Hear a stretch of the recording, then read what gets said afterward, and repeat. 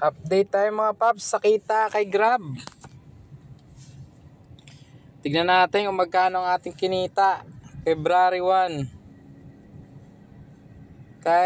kay Grab.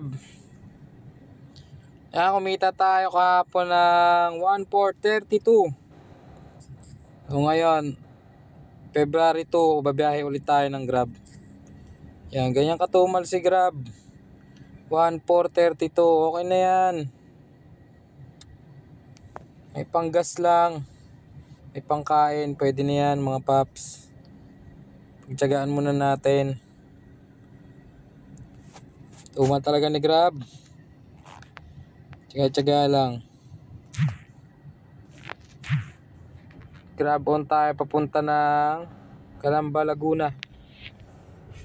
Gagawin natin, Grab focus tayo sa Grab ngayon. Humihina ang ating account eh. Palakasin natin si Grab. Kaya puro Grab tayo ngayon mga paps. Papakarwash muna tayo bago umalis mga paps.